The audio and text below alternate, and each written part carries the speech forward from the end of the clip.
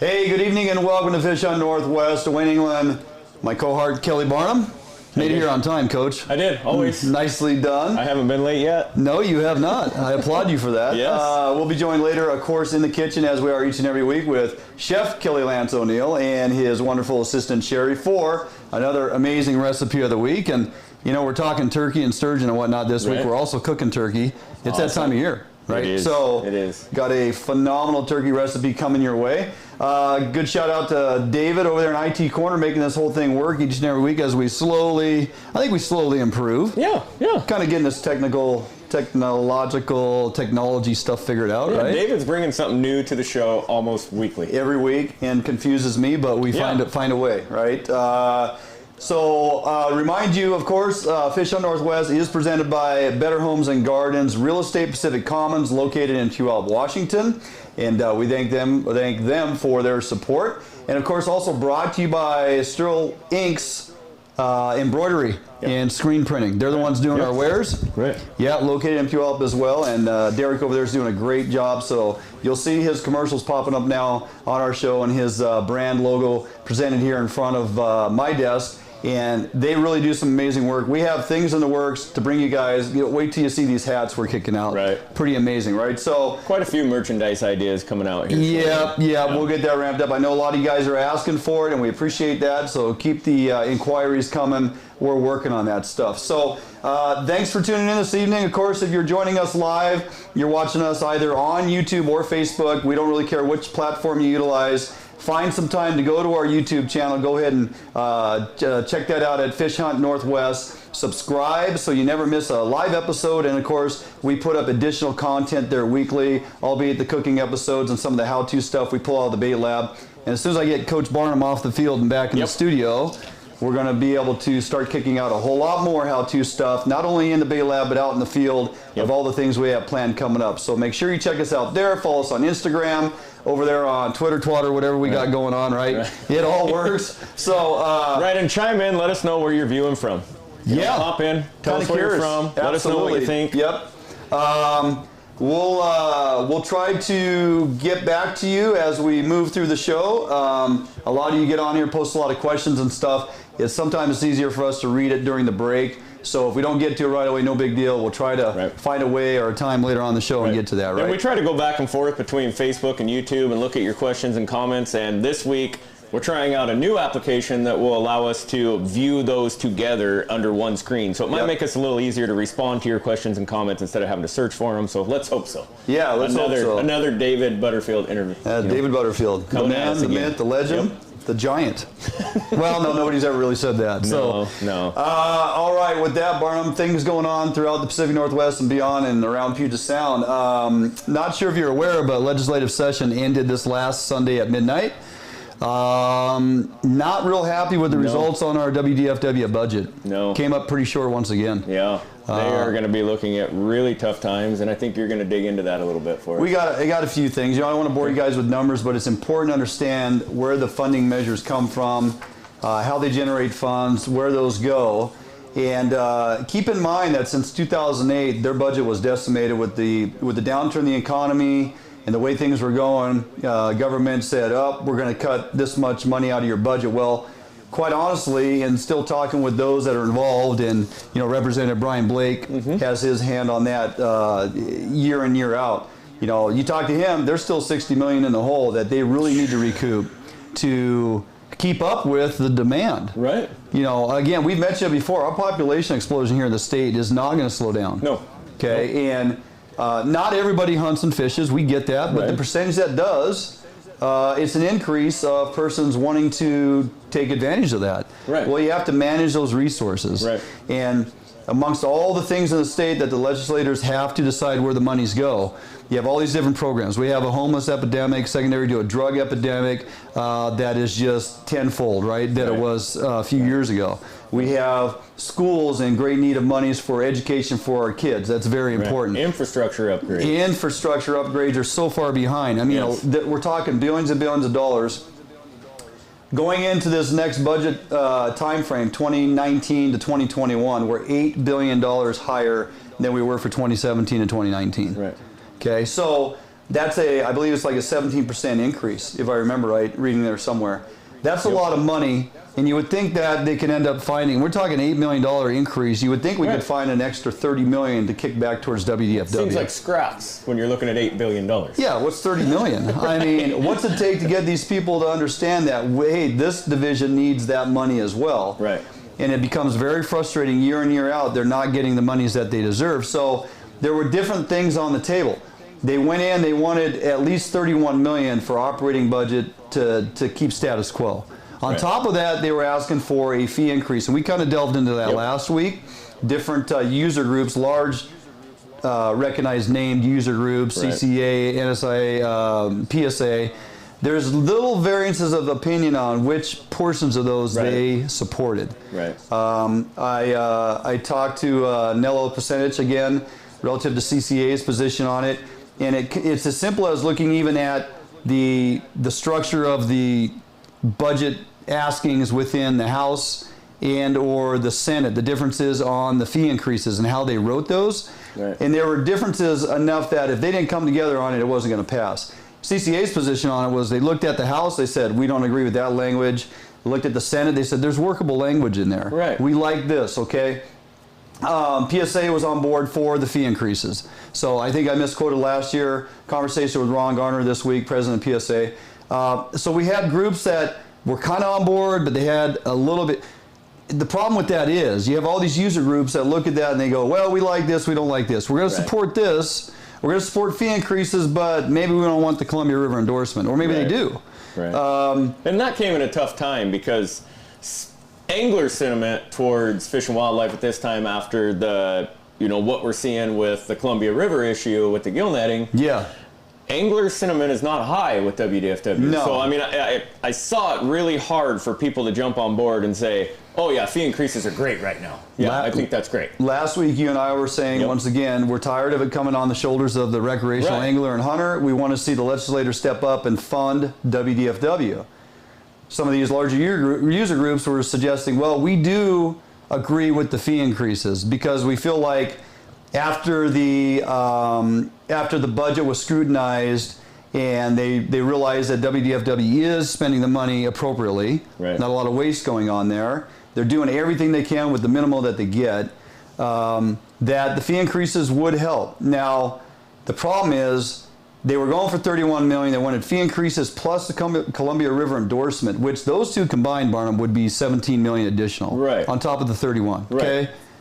Which would still not get them to where they needed to be, but would be a lot better. Yeah, it'd start creeping up, getting us back. And for most of us, we're already paying our license fees. Right. And when you look at that increase of $7 or $15, depending, if you bought the Fish Washington, you're going to end up paying $7 overall more, I believe. So the bottom line was they ended up getting $24 million.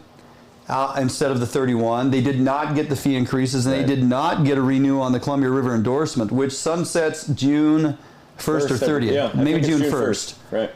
So if we've already paid that, which you and I have, I went and bought my Fish Washington license, it's included in there. You pay that Columbia River endorsement fee. And a whole bunch of people are going to pay it, coming up because of the sturgeon opener. Yeah, exactly. So don't have an answer yet as to where that's going. If you've paid it, the question, guys are hitting us up. Oh, do we get our money? I'm like, I don't work for the state. I don't know. I'm pretty sure they're going to hang on to that money as it is and run that program till the end of the year. That money's used for, fisheries management on the Columbia, right? So I hear it all the time, and maybe you can elaborate on this a little bit, Duane, but I hear it all the time. All license sales money goes into the general fund, and it's not used directly into WDFW. So can you elaborate on that? Well, from what I know, and I may get it wrong because I haven't read it in quite a while, we're going to get a friend of ours, Chase Gunnell, in here who's going to, dispel all these myths. But I can assure you that 27% of WDFW's budget, unless that number's changed, and we can certainly ask around, but I believe it was last time I read about 27% of their budget is acquired from license fees and sales, right? That goes directly into fisheries management, game management, those things that they're allocated for, the purchase of those licenses, they stay within that. They don't just dump it in the general fund, and the government just doesn't get to take the percentage they want out of that and use it for whatever. That is for fisheries and games management, okay? There's another 25, 20%, 27% that does come out of the general fund back to WDFW. There's percentage increases that need to happen to give them the money they need to be able to do what it is they need to do. It's very hard, in talking with a few folks this last week, messaging back and forth, Kelly Cunningham, and there's a host of people I was reaching out to see what this is going to do. It's going to be a hard time. Yeah. They're going to have to go back to the table next year and ask for more money. Right. Because it's a one-year deal. Problem is, they got employees that have families and mortgage payments and all that. They're entitled to pay increases and cost of living increases and whatnot. So now they're looking at cutbacks, not allowing their employees to get their cost of living increases. I work for a county agency. I know what that's all about. Right. That's what's trivial to me. When I think about the size and scope and the things that WDFW has to maintain and cover. I mean, it's not just hunting and fishing. No. It's wildlife conflict. It's conservation. I mean, it's a plethora of things. Shellfish. And to think that they need to try to do that with $24 million in today's day and age, and with the rising cost year over year of what it costs just to do business. $24 million does not seem even close to enough money to make it. And there are those that are saying, make sure you continue to provide the same level of service that you've been providing. Right.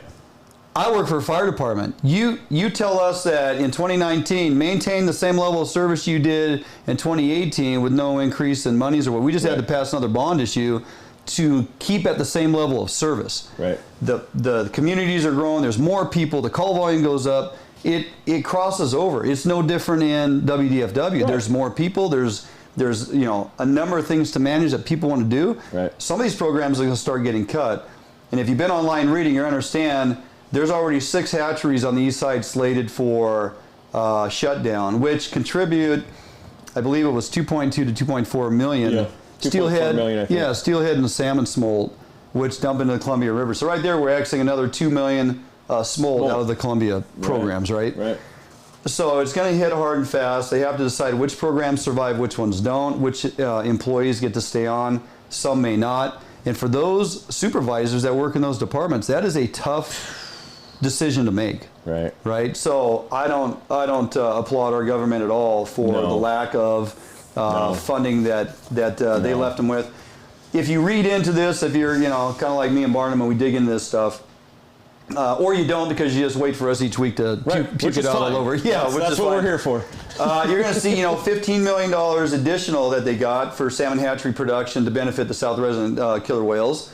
There's another, and that is for hatchery programs, albeit also tribal and PUD hatcheries as well. Okay. So it's kind of disseminated out amongst the different groups who run the hatcheries. Right. We got 1.5 million to implement vessel noise and habitat research programs that are ongoing. 58 million is going towards hatchery infrastructure improvement. Right. That's a big one. Yeah, no, that's a good number. So that's part of the Orca Task Force process, and Governor Inslee, and then him putting out that monstrous multi-billion-dollar budget, and a lot of it included in the millions for salmon recovery, hatchery upgrades. We got to feed the orcas. We get all that. 58 million for infrastructure upgrades relative to hatcheries. That's big. Right. So it's important to realize as we're throwing all these numbers out that the $24 million is to run the day-to-day operation of WDFW. Yep. And these other figures, the 15 million, the 1.5, the 58, they are earmarked. And they are earmarked for certain specific things. And they cannot be transferred over to use for the day-to-day operations. Yep. So, I mean, yeah, they got all these new monies, and that's going to be great for a lot of salmon production in the Puget Sound. But other areas are going to suffer because that money is earmarked and stuck where it's put. Even if they use $50 million on hatchery upgrades, they got $8 million sitting in there, and somebody comes to their division head and says, hey, I want to redesign our logo, and then everybody gets issued new uniform shirts that works in the field.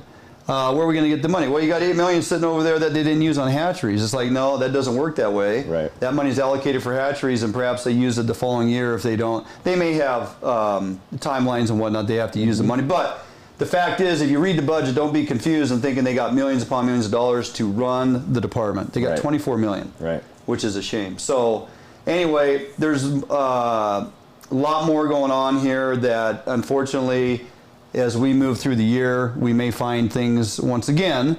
And don't be mad at WDFW. They're going to do the very best they can with the minimal resources and monies they have, and hopefully keep as many programs going as they can. We're at a crossroads here. We're talking about increasing tremendously salmon production, protecting recognize wild steelhead rivers and streams, feeding the orcas. I mean, you name it, and just, plus all the hunting that we haven't even touched on. We're just talking fishing. Right. So, yeah, and you're going to feel I really feel as the year goes on and as we move into different seasons, you're going to feel constraints. You're going to feel the pressure of this budget shortfall. Yep. And it's going to get frustrating. Yep. But we have to remember the agency has done what they could, and they're going to do what they can with the money they have. And unfortunately, we always pay the price when they don't have the money to get the things done they need to get done. So. All right, well, let's move on to something that would be a little more fun to talk about. We got you inform me, we have, well, kind of new, but you inform me, as you would not let me forget. We got a sturgeon opener coming. We do have a sturgeon opener coming on the Columbia River. That sturgeon opener starts May 13th. The fish, so I'm sure we've had this for the last 2 years, and a lot of you guys have fished it. It's going to be similar to the last couple of years. It's going to be open Monday, Wednesdays, and Saturdays through June 5th, or until we meet the quota. That opener is going to go from the Wana power lines, which cross near Puget Island and Cathlamet, downriver to Buoy 10 at the mouth of the Columbia River, and the adjacent tributaries will also be open. So I'm assuming that's like the Cowlitz and those rivers that pour into the Columbia. Anglers fishing the estuary are going to harvest 2,960 legal-sized sturgeon. So the estimated number of legal-sized sturgeon in the Columbia River right now below Bonneville Dam is around 160,000. So I know some people have been concerned about harvesting sturgeon and what the numbers are and how will the harvest affect the overall population. We're looking at taking less than 2% of those legal-sized fish. So we're taking a very, very small slice of the pie. So I was one of the ones that have always been kind of on the fence here, is sturgeon is kind of the numbers of fish when you go down into the lower estuary and fish. I mean, back in the 90s and early 2000s, it wasn't uncommon to go out there and have 30, 40, 50 fish days, which were amazing. Yeah. Now you tend to go out, and if you have, an 8 to 10 fish day, you had a really good day. And the biggest decline I've seen in the fish size is the shaker size fish. The, let's say the 42-inch and under fish just aren't there. Yeah. They're not there like they used to be. So that was a big concern that I had, was taking out these legal size fish, which will soon be broodstock. Is this a good idea?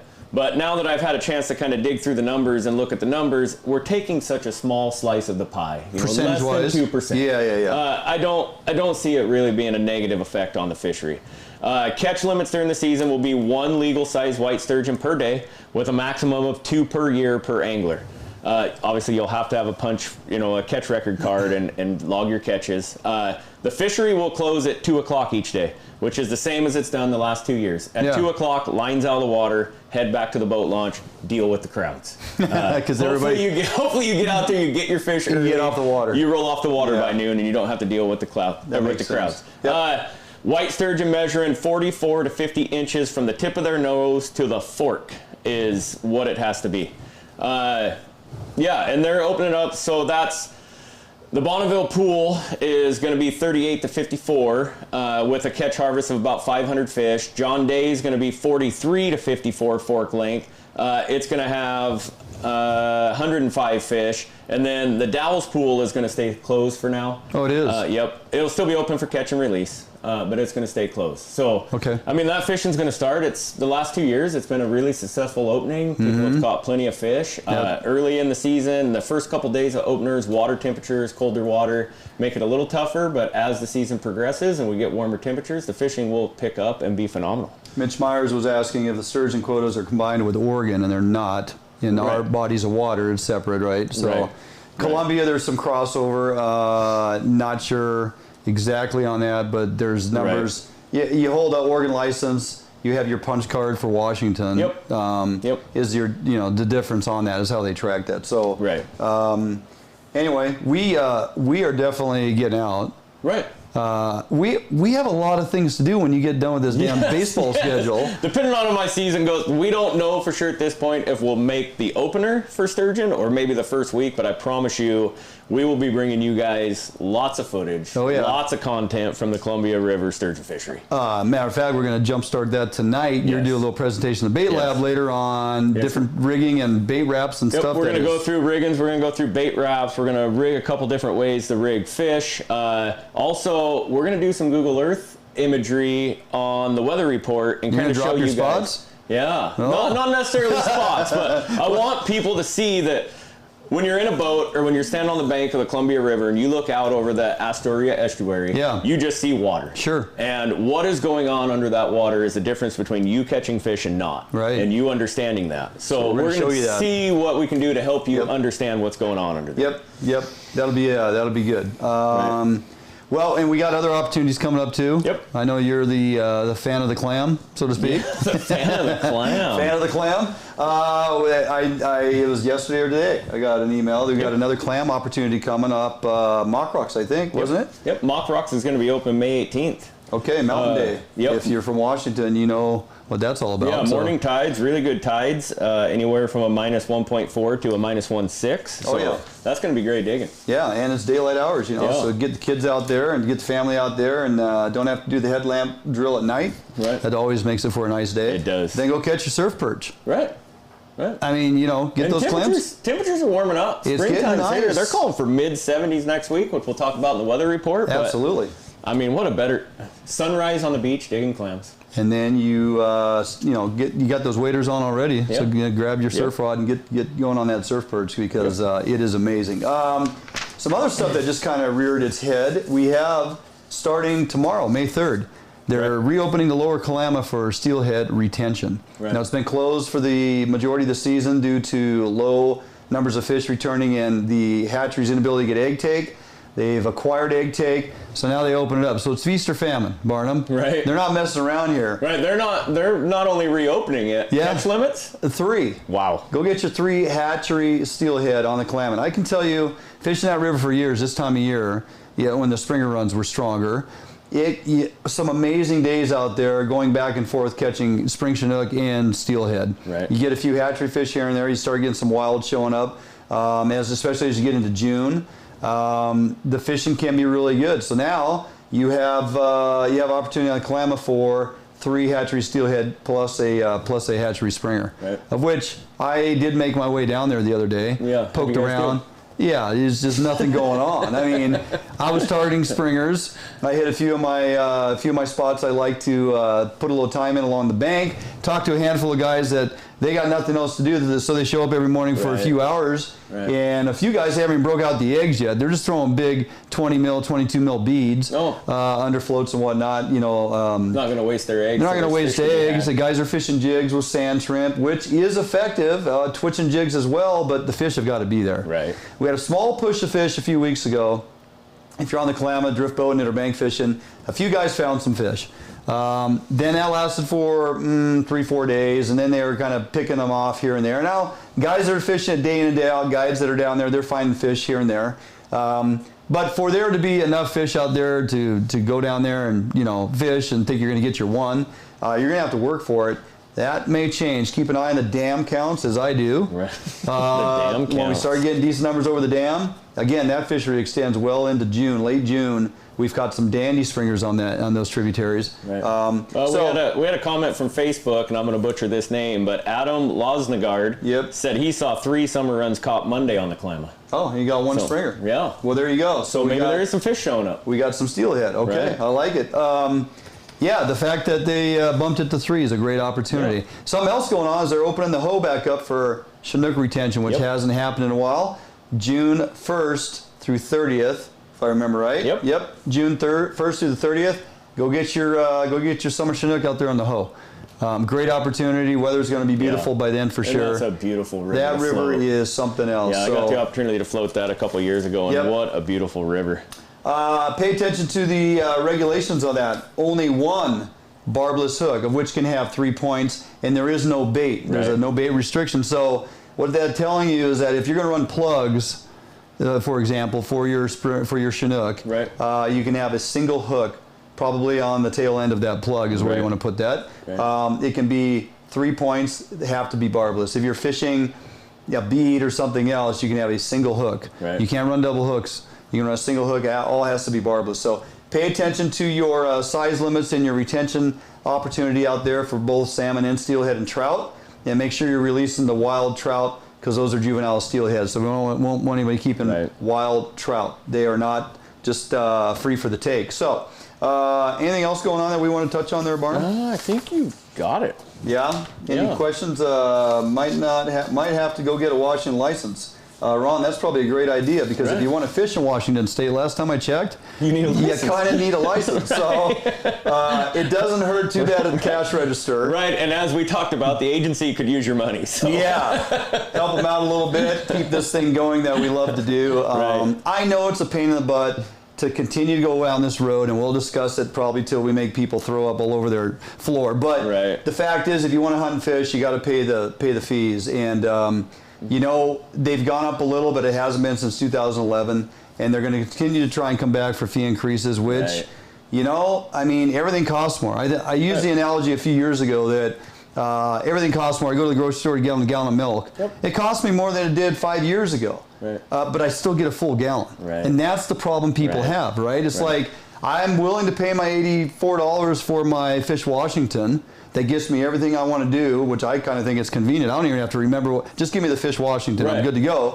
But I want to be able to do everything I was able to do 15 years ago. Problem is, right now, I can't. And I always try to put it in perspective, though. I mean, when I look at the annual cost of a license and I compare it to the amount of money I spend a year on hunting and fishing, the cost of the license is such a drop in the bucket. The license is nothing compared. What's another $7 when I'm spending? My wife's probably watching. I'm not even talking you better about not. $50 a year on hunting and fishing equipment. Stop that one right there. All right, tell you what, we are going to jump out for a quick break, and when we come back, we're going to introduce our guest this week. Kelly Reardon is here. Friend of yours for a long time. Actually works for WDFW, but we're talking to him on the personal side of things tonight. Talking some turkey hunting with Kelly when we come back right here on FHN.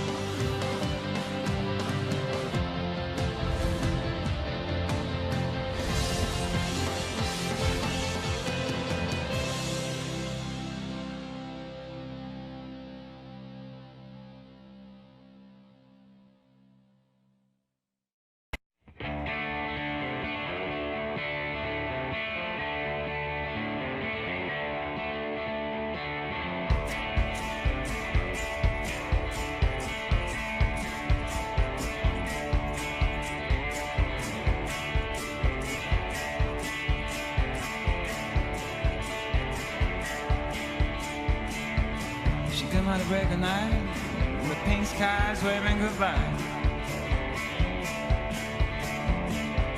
She come out to break a night, leaving no traces around. She's trying to free a reckless heart.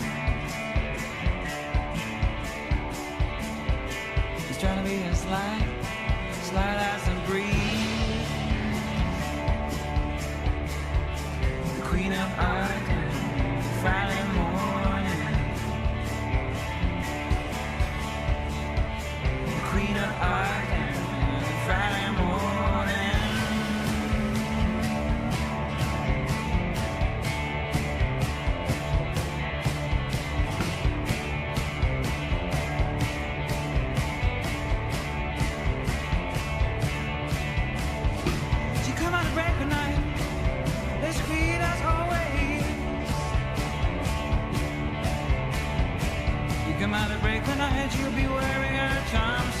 way.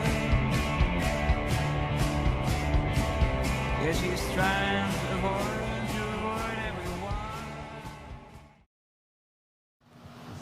Hey, welcome back to Fish Hunt Northwest. Duane, Inglin, Kelly Barnum, and Kelly Reardon is here in the house. So many Kellys. We rule. We got Chef Kelly. Chef Kelly ain't Chef here. Kelly. You would be I'm outnumbered. changing my name to Kelly. David Kelly's over in the corner.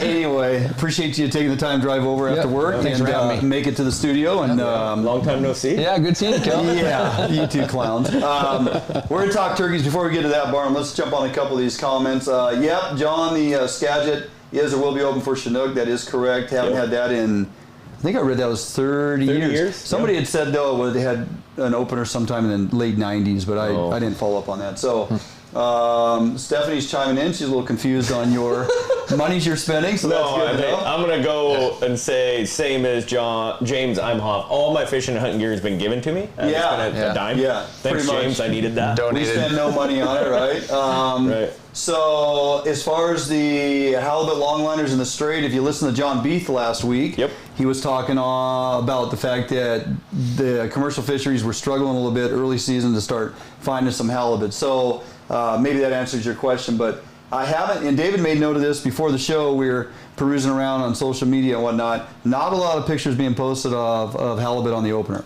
Oh, okay. You know, so whether it's just off to a slow start or people are just busy getting their boats washed up after the day. I will say, watching social media, though, that they have been absolutely murdering the lean con. It's out of control. I've heard that as well. Yeah, it's out of control. You would think that we're going to run out, but we somehow don't. And nice fish. And open, like we mentioned, open till October, right? And they're still around, so... They'll save some for us, Duane. I promise, when baseball's over, we're going to start catching some fish. Right.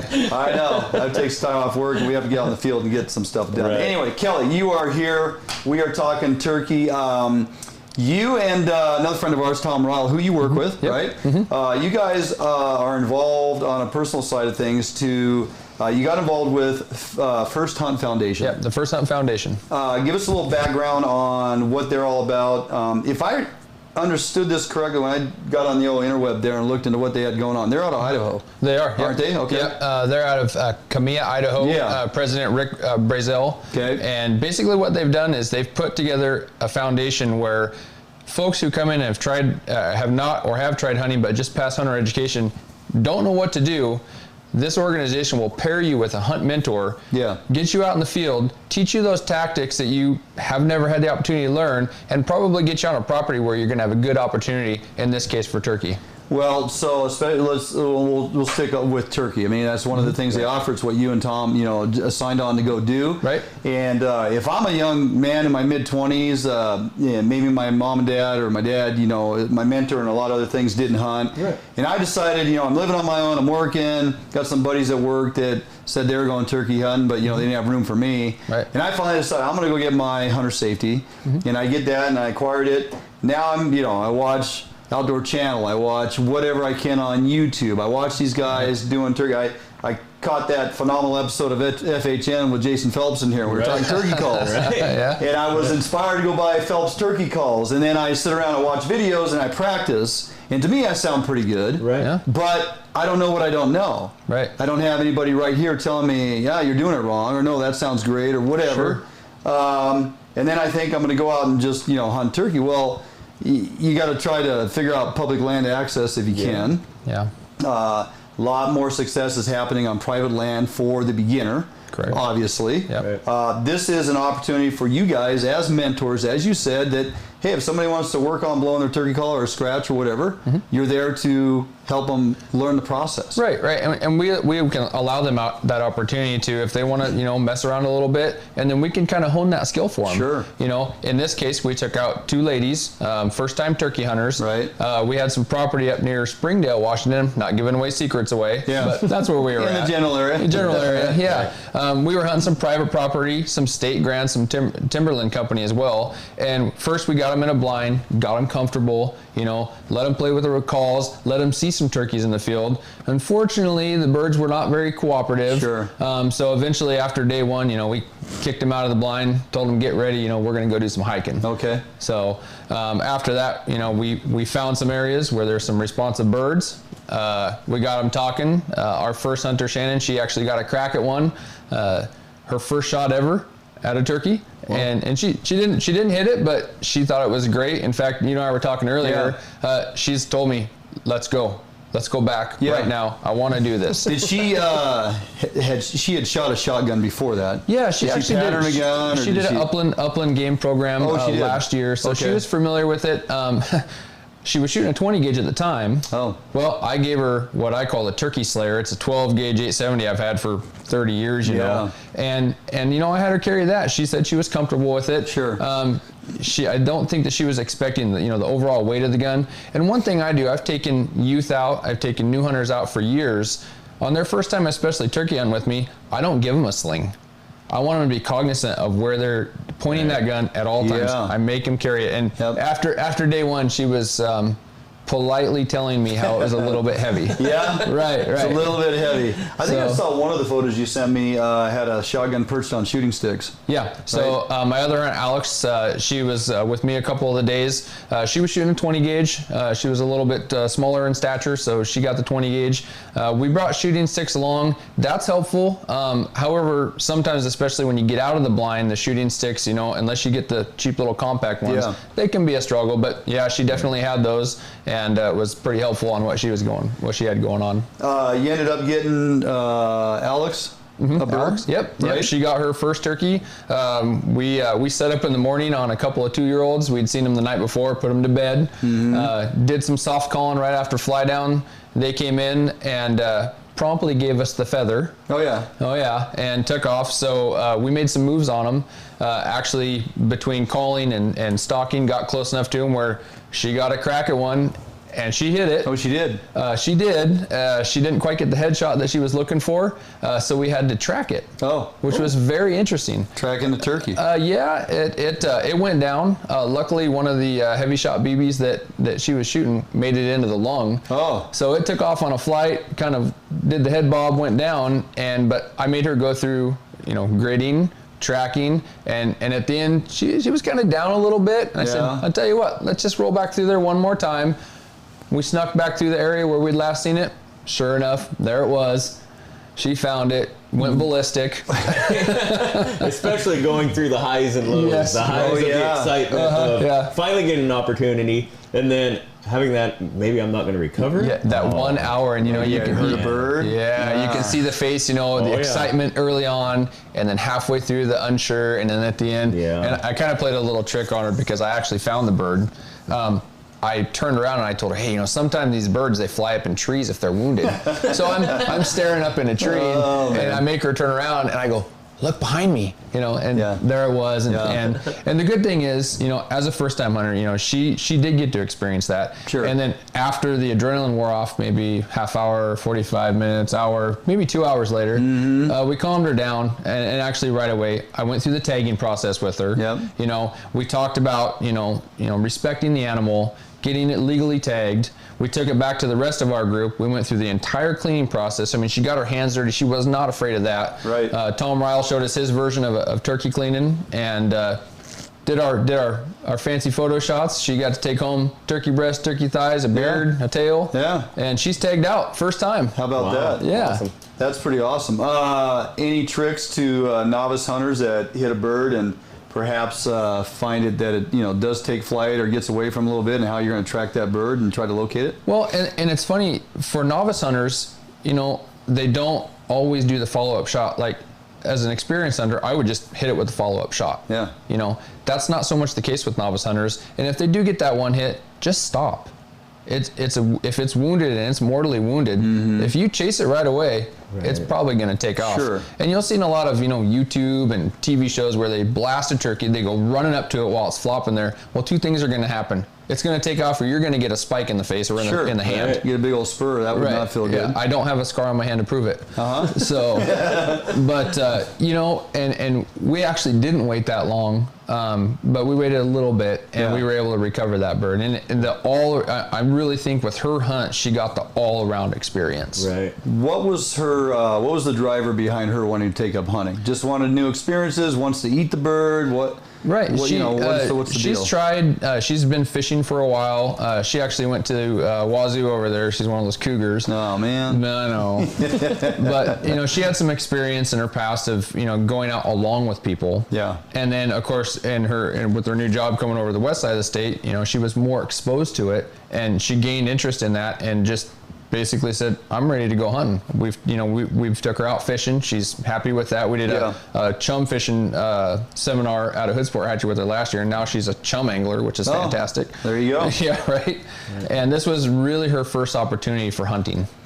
If I go to www.firsthuntfoundation.org, what am I going to find? What do they offer up? So what you're looking at there, you're just basically going to see the overview of what they have going on. You have the opportunity there to hook up with a hunt coordinator who matches you with a hunt mentor, and they really do. Our hunt coordinator, Aaron Garcia in Washington here, he takes a look at your experience, and he will take a look at the new hunter coming in. Age is a big thing, you know, and try to pair you with someone who will be a better hunt choice for you. Sure. Okay. Right.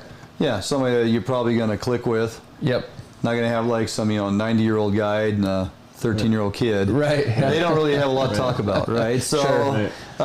So obviously you guys have probably plenty of hunters coming in there wanting hunter. So are you looking for mentors? Do you need more mentors? Actually, the First Hunt Foundation is really, really looking for hunt mentors. Okay. I think Aaron Garcia told me he had, upwards of 70 people wanting to hunt. Oh, really? Right. And we always need more hunt mentors. We need the land to hunt it on. Luckily, Aaron and Richard Mann have been in this program for years. They've got some good properties that they can dole us out on.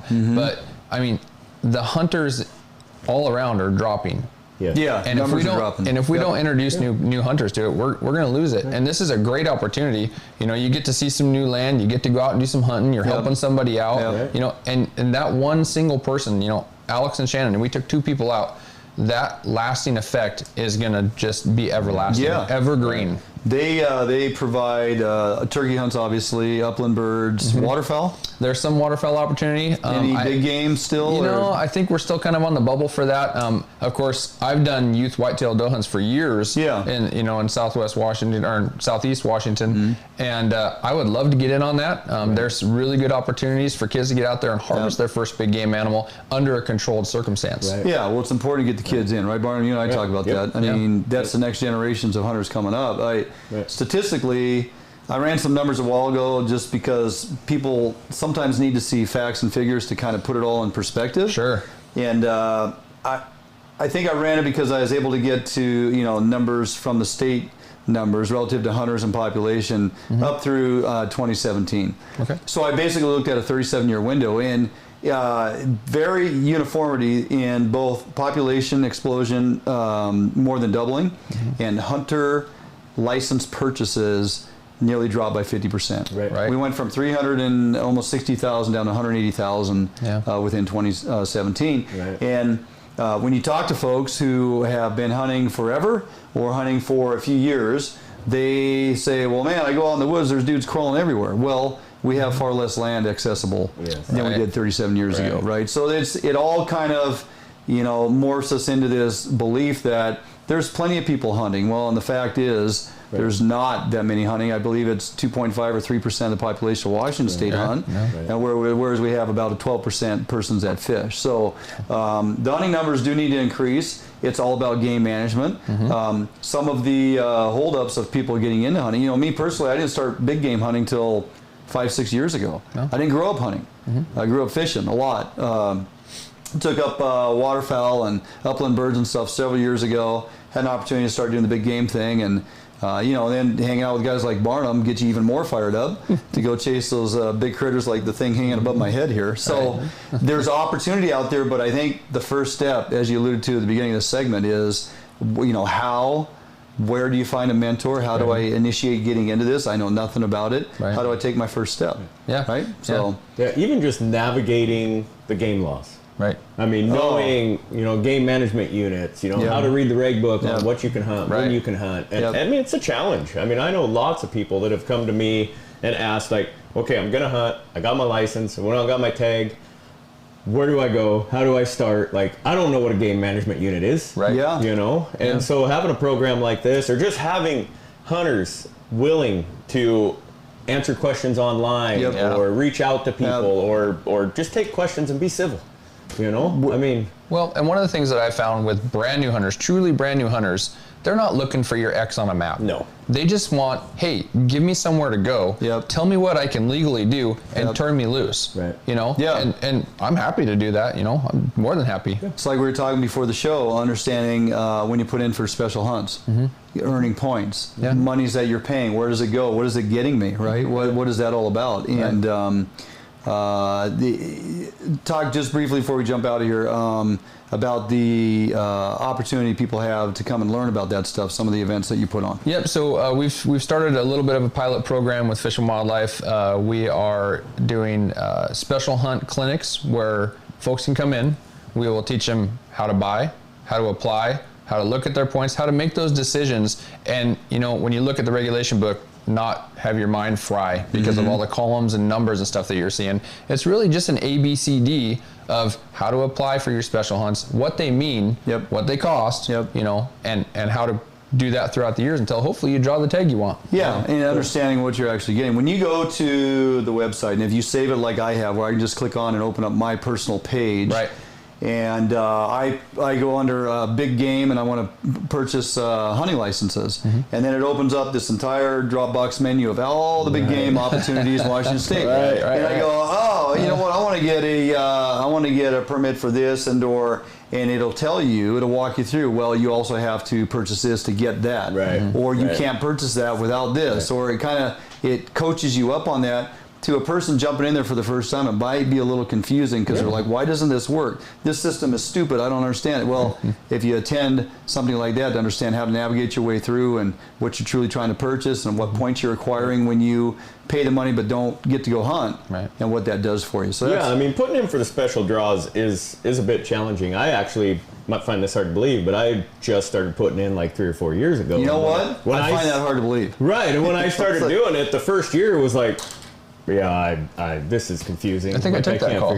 Right, I think so. I think I called him, and I've always been a successful over the counter and never really worried about size of horn or anything like that. And then as you get further into hunting, it's like, I want to experience some of these special places. Right. I mean, hunting public land is awesome and great, and doing it over the counter makes it that much more of a challenge. But getting opportunity to go hunt in some of these special places where there's not as much competition from other hunters and animals that you're not going to see. When you grew up like you, and you're typically successful year in and year out because of the region you grew up in, and all that country like the back of your hand. And I actually find it hard to think about, if I draw this tag, I'll miss out on hunting what I hunt every year. And that always weighs in the back of my mind. Well, and a lot of that is secondary to success.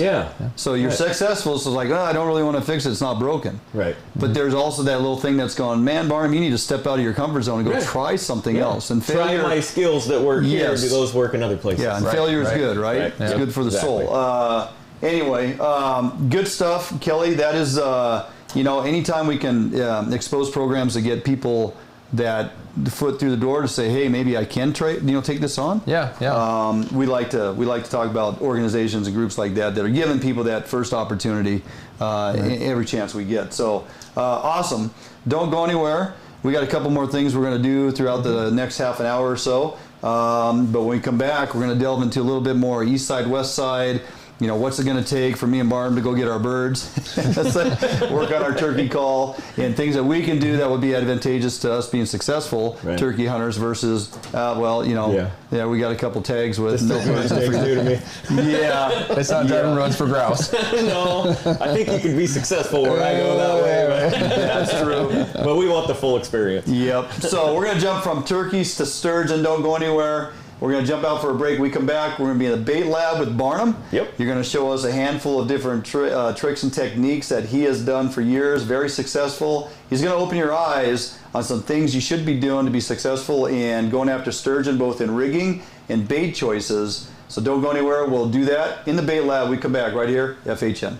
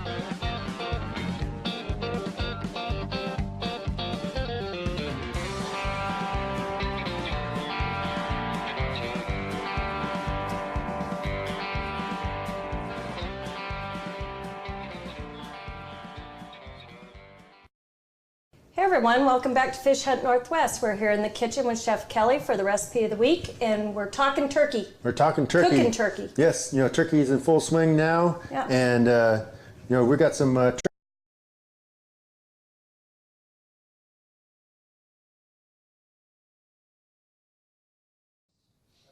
we close? No. Hey guys, welcome back to the Bait Lab. I'm in here this week talking to you about sturgeon. Sturgeon, I started fishing sturgeon when I was 12 years old. We would take a small boat to a boat launch about a mile from my house. We would actually pull it down there by hand on the trailer and try to launch it down the boat launch, 2 little kids by hand to get it in the water so we could go sturgeon fishing. So I literally cut my teeth in a small boat on the Willapa fishing sturgeon. And over the years, we've definitely picked up some tricks. I want to start out here. Let's start from the hand down to the bait.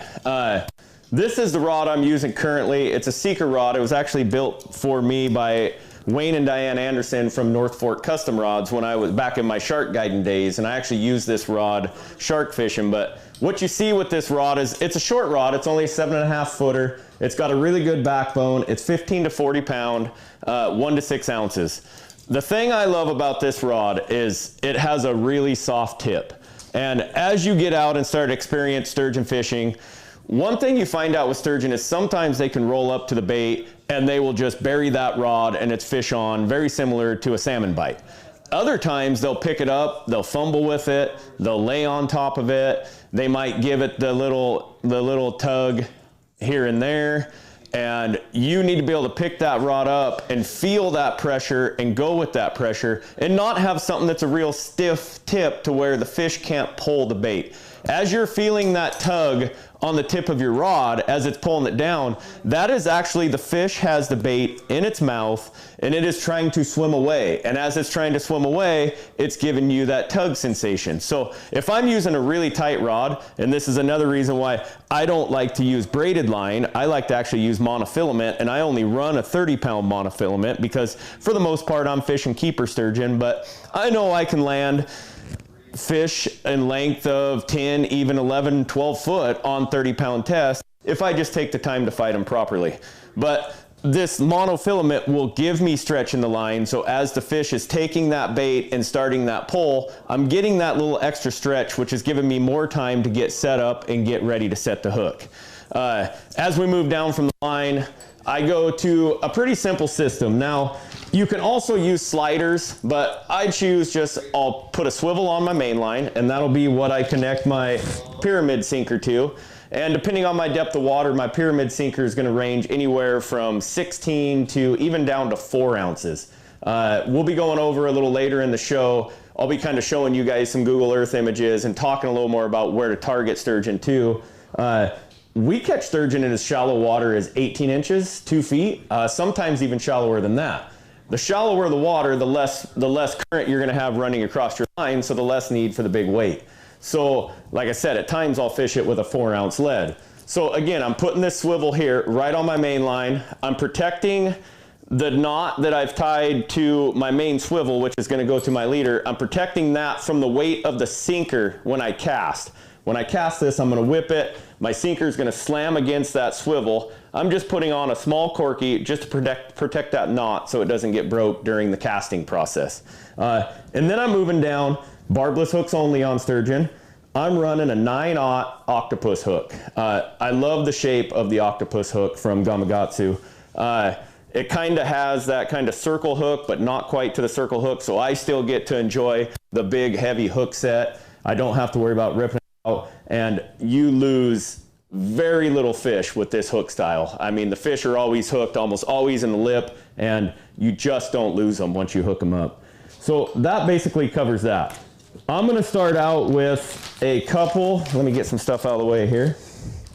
I'm gonna start out with just a couple rigs. I'm gonna show you herring on this first one. Now, this rig can be used on any type of fish. I don't fish herring a lot for sturgeon. I'll fish anchovy a little bit. I used to fish smelt quite a bit, but now smelt are harder to get. But this rig up works. I'm gonna show you 2 different ways to rig the herring, but it'll work for any type of small fish you wanna put on, and even up to a big shad. This little tool I have here, this is my herring threader, which helps me. I'm gonna show you how I use this, but all this is a piece of welding rod. I've actually taken a hammer and broken the flux off of it and just got down to the bare metal rod. And then I've beaten it flat on the tip with a hammer, cut a small notch in it, and I'll show you what I use that for. I'm gonna grab my herring. I'm gonna go through the anal vent, or actually I'm gonna do it backwards because it makes it a little bit easier. I'm gonna go through his mouth, right here. Right through the mouth, and I'm gonna come out the anal vent with it. I'm now gonna take my leader, which you'll notice on these leaders, I tie a loop at the end of it. The reason I do a loop on the end of my leader is so that I can quickly hook it to my swivel, because I like to have my baits done ahead, just because sturgeon tend to swim in pods, especially when they're feeding in the shallows. And I like to have baits ready, so as soon as I land a fish. So you can see I've hooked that on and I've just pulled it through the fish. I disconnected off my threader. I'm just gonna pull that hook, slide it right down inside the fish's mouth, snug it up a little bit tight, just a quick half hitch around the tail, like that there. Add a double half hitch if you feel like you need it, and just like that, that bait's ready to go in the water. Super easy, really effective tool. If you don't want to make the tool, you don't want to deal with that, it's a pain in the butt, you don't want to make one. Another way to rig it, okay? I'm going to go here, right at the base of the head, and I'm going to pull it out at the front of the head. Rotate the hook all the way through so it's sticking out, as you can see here, okay? Pull it tight, same process, throw a half hitch right around the middle of the fish's body, and then throw another one right at the fish's tail. Basically the same setup, except I didn't have to thread through the body. You can kind of see those laying side by side, almost identical setup. I like to go through the body because I feel like the bait stays on a lot better than going through the head method, but that's totally up to you. Here is the secret sauce. This is what has caught me, in my opinion, more sturgeon in my lifetime than not. We are going to show you how to make a sand shrimp, or really any type of smaller bait, cigar. We got sand shrimp here. This is what this does is, I fished in the Willapa estuary a lot. I fished the Willapa River, the Nacelle River. We even tried some of the even smaller rivers for sturgeon and had some success. But one of the problems we have in those rivers that we don't see as much on the Columbia River is what we call bullheads or sculpins. And they would come to the bait and they would destroy our bait before that bait even ever had a chance to catch a fish. Well, after really addressing this problem and trying to figure out what we can do to keep bait on the longer, because we know the longer the bait sits on the bottom, the more smell we're putting out and the better chance we have at attracting a sturgeon, we found this spawn net. And we started using this process right here. And I'm going to show you exactly how I rigged this. I like to take larger shrimp, or at least medium-sized shrimp. We usually pump our own shrimp, but I also buy shrimp too when I don't have time to pump. But sturgeon fishing goes through a lot of shrimp, and it can get very expensive if you're buying it. I'll take 3 to 4 large shrimp. I kind of lay them head to tail, get them in a cluster. I'm going to take elastic thread. This is the same thread you use to wrap your quick fish or whatever if you're springer fishing. Little pro tip on this. This is the fancy name brand stuff right here, $3, $4 a roll. If you go to Walmart or your local crafting store, here's the non-name brand stuff, 79 to 99 cents a roll, and it actually has more on it. So little pro tip for you, save you a little bit of money. And during fishing season, that thread can get pretty hard to find, but you're just going to wrap these shrimp. This doesn't have to be pretty. We're just taking 4 shrimp right here. We're wrapping them up. We're just making a cluster of shrimp. We're going to tie this all up. Like I said, this doesn't have to be pretty because this is just the beginning of the process. Throw a couple half hitches around it. Now I'm going to take my thread or my wrap here. I've broken, as you saw, I've broken the large pinchers off just so they don't get in the way. I'm going to take this bait. I've not broken my thread off. I leave it attached. I'm just going to roll it, making sure that I create the cigar. Make sure both ends of it. Use as much of this mesh as you need to make sure that you're getting a good wrap on this bait because you need to protect it. Once you get it wrapped up good, take a knife, pair of scissors, whatever you have, cut it off. Now you're going to repeat the process of wrapping the shrimp, but we're going to wrap it with the mesh. So we're just basically wrapping it up, making sure we're keeping that mesh on. Okay, we'll finish that same way. Couple half hitches, just like that. Now, you're going to take your leader. You're going to go down towards the bottom third of the bait, insert it, and pull it out. So now you can see I have the hook protruding out the bottom of the bait. I'm going to lay my leader up the cigar like this, and I'm going to begin wrapping. Now, I want to make sure that this cigar isn't going to slide down my bait and block the point of my hook. So the very first thing I'm going to do after I make a couple wraps is I'm going to come right here to the base of my cigar, and I'm going to put 4 or 5 wraps right around the hook itself. And that's going to kind of create a point that the cigar cannot go past. And now I'm just going to wrap. And I'm going to wrap it efficiently. I'm not worried about wasting thread here.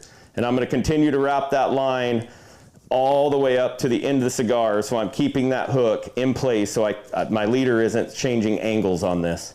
I'm going to finish it off with a couple half hitches, just like we did before. I broke my string. And then this will give you the opportunity, if you don't break your string off, you can add more shrimp to the outside. You can take a fillet of herring, a fillet of anchovy, add it to the outside, and that bait's going to fish for hours. We've literally taken this bait and we've caught sturgeon, pulled it out of the sturgeon's mouth, whipped it right back out, and landed another fish on the same exact bait. All usually in a day fishing 4 or 5 rods with family or back in the day clients. I would get a half a day from a single cigar, and I would basically just be adding shrimp to the outside of it and keeping the original meshing on. So, I mean, this is a great bait. The important thing for sturgeon is to understand they swim in pods, and when they come in because they cinched your bait, they can smell it, they get hungry, they come in, you have your baits out there, and the more pulls you're fishing out the back of the boat, the better off you are, you know. And as they come in, having a bait ready to go and constantly keeping a bait in my bait box already rigged up. So when we pull that fish in, I already have another one to go. I open the swivel, I pop it on, I cast it out, then we go about measuring the fish, getting the fish punched if he's legal and stuff like that. So we're keeping bait in the water at all time.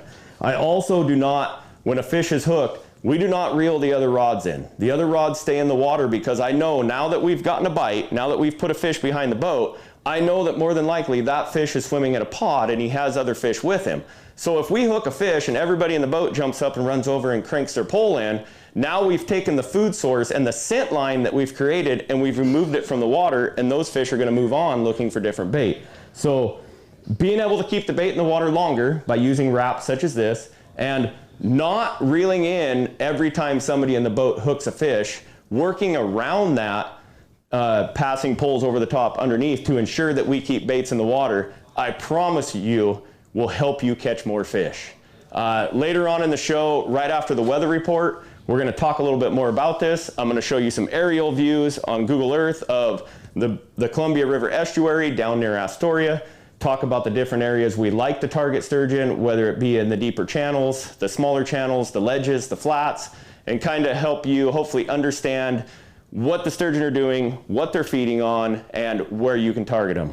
But that's all I got today in the bait lab. We are gonna exit out of here. We're going in the kitchen with Chef Kelly and Sherry. They are cooking up some type of mango turkey. I don't know, it sounds crazy, but I'm betting you it's gonna be delicious because Chef Kelly's gonna knock it out of the park like he always does. Join us right after these messages.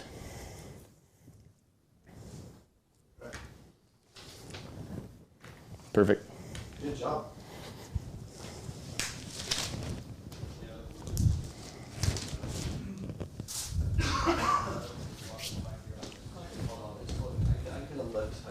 No, because I put the number on there, and I mean, if you go in order of what's on your tablet, That's what I should have, I mean, the show sheet's just a tablet.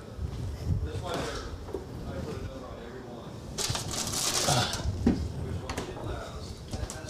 that's why it's my bad. Hey, it's a team deal here, and if we... Strong work, Coach. What happened? Yeah, good job.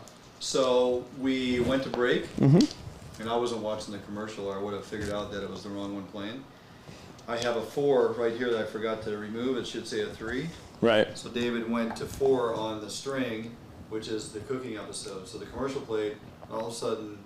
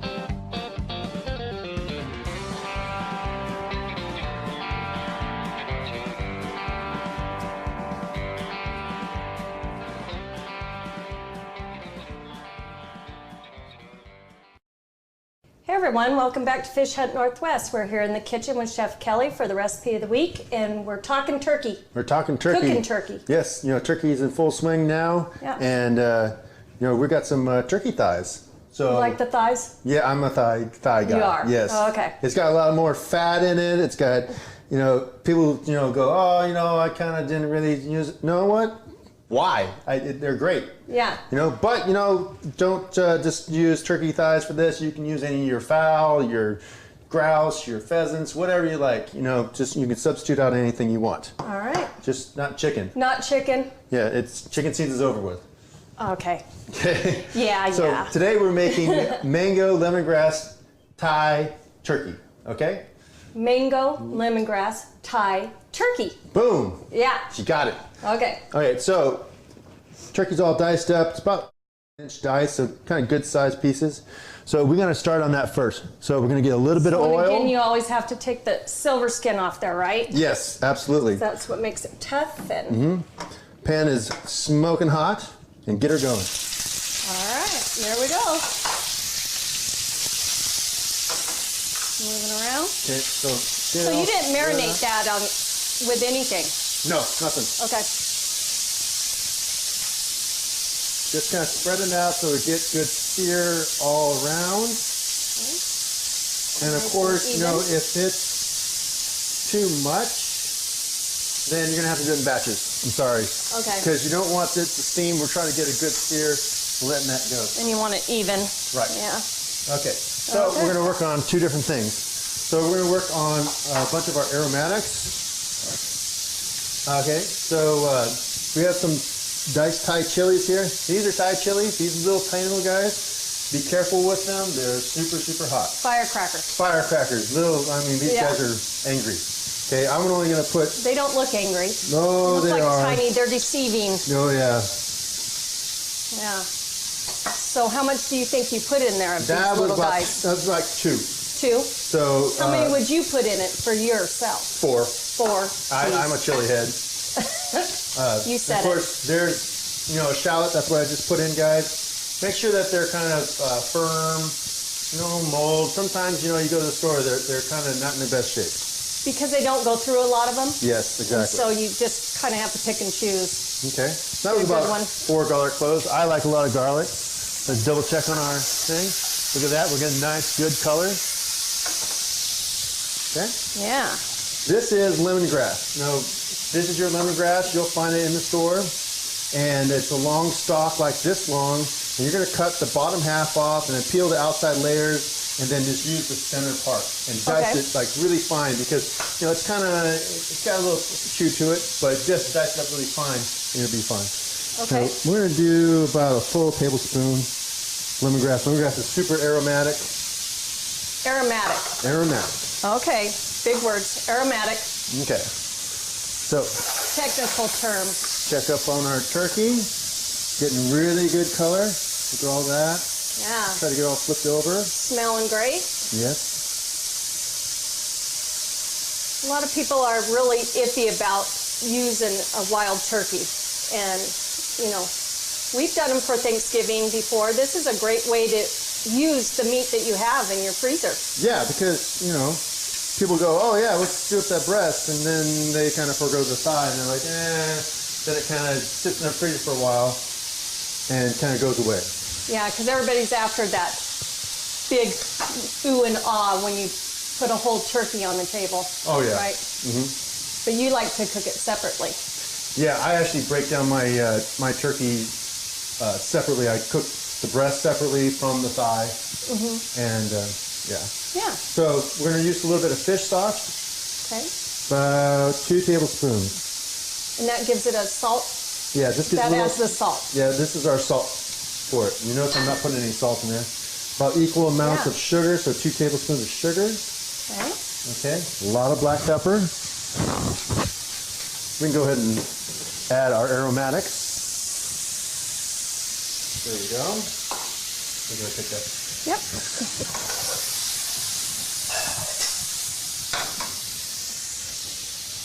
Nice color. Lots of fresh ground pepper. Please don't use that pre-ground stuff. Just get a pepper grinder and grind your own. Yeah, I threw mine out. Can't take you anywhere. Well, I got tired of being shamed by it. Got me kosher salt and fresh ground pepper. We're not using salt today. Nope. Nope. All right, we're almost getting there. We're kind of looking just for our shallots to start to get translucent, but we also don't want to get too much color on our garlic. Okay. Okay? Yeah, I brown Okay. my garlic a little bit too much sometimes. Yeah, and then it just starts getting bitter. So now we're going to add our sauce. Try and get all that sugar in there. There you go. Thank you.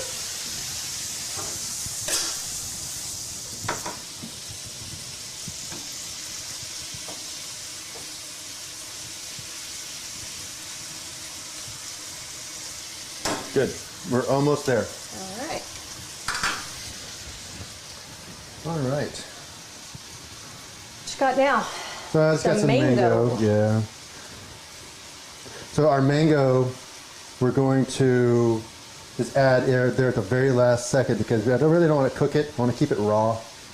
Okay. Okay. And we're just looking for this to kind of dry out. We're almost there. Well, let's try some rice. Okay.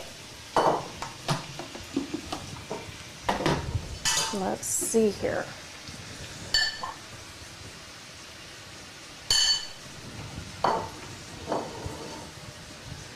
So we're using some short grain rice today, guys, and it's a lot easier to eat than long grain rice. Usually the long grain rice, you know, if you're cooking it right now, it'd be kind of, you know, floppy, and this kind of stays in kind of a clumpy, kind of a Okay. easier to eat Yeah. kind of thing. So There you go. go.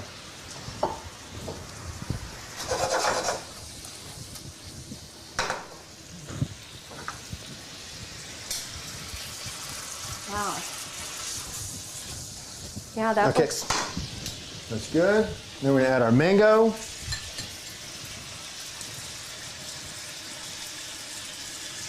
Colors are great. Right.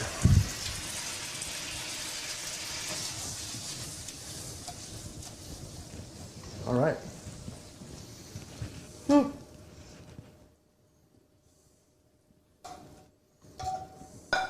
I'm going to enjoy this with some cauliflower rice, I believe. Right. Yeah. Okay. A little mango garnish on top there. Look at that, how easy and just, How fast did that go together? yeah. I mean, it was like 10 literally minutes, right? At most. At most. Yeah. Yeah. And that is a very authentic Thai dish right there. Mango lemongrass Thai turkey. Wow. Something different to do with your big game. Well, not quite big game. Your big turkey. big game birds. Big game birds. Yes. And as we dig in, Chef, we're going to throw it back to the guys in the studio. Hey, welcome back to the studio. Fantastic job once again in the kitchen over there, what they got going on. I can't wait. You a spicy food guy? Yeah, I like a little bit. Anytime I spice. see Thai in the recipe or the menu, I'm kind of like, but I'll give it a go. I'm guessing Chef Kelly likes spicy food a little bit because he likes cooking. He does like spicy food, Yeah. and I think those little peppers he's using, he told me, are extremely, extremely hot. So, On the Richter scale. yeah, gonna delve into that and get our sweat on. Is Might what we're feel gonna that do. tomorrow. Oh. Bring on the ice cream. All right. With that, hey, we have a weather report to get to, and we're going to transition from that right into some overview looks at your sturgeon water, right? Right? So you're getting the trifecta here with Barnum. We talked about sturgeon at the opener and the up and coming opener that's down the road Right. here. Phenomenal presentation in the bait lab. I'm sure Right. that one's going to get a lot of views as we break that out. We take that cooking segment and that bait lab how-to segment. We break those out in standalone videos. So if you don't want to watch us sitting around yakking Right. all night, you can watch those at your leisure and go back and watch Barnum's presentation Right. there and take notes on his sturgeon bait wraps because they're fantastic. Right, and we're not holding anything back. I mean, I literally got a text message from my wife that said, Oh, "Oh she's my pissed. God, you're giving away all the secrets." Yeah. But we know how it is. We talk about certain fisheries. Yeah. people might be freaking out because you're also naming locations like Willapa Bay. Or you say a general area. That's how many square miles? Right, a lot. We're not talking about some little creek location. It'd be like throwing out buoy 10. Right. Yeah, we're gonna go fish buoy 10. Well, what spot? Well, we're gonna go fish buoy 10. And I'm not guiding anymore, so I don't have stickers all over my boat, so you'll never find me. I promise. It's about sharing information. There are those that we keep close to the vest because they can't handle the pressure. Right. If these fisheries and whatnot can handle the pressure, we don't mind throwing a name out here and there. It's not like, again, naming a little creek, naming that little native steelhead stream that you don't want nobody else to know about it. There's a difference there, okay? And we gauge that for what it's worth. Anyway, we'll get to the weather, and then curious to take a look at them overviews, because get your notepad out. This is some really good stuff, and you can do this at home on your own computer. Google Earth is amazing, and Barnum's going to show you how. So let's get to the weather. Let's stick to the weather. Things are stable, really stable. We're going to have a steady barometer. We are going to see lots of sunshine over the next week, if I can get this thing to operate here.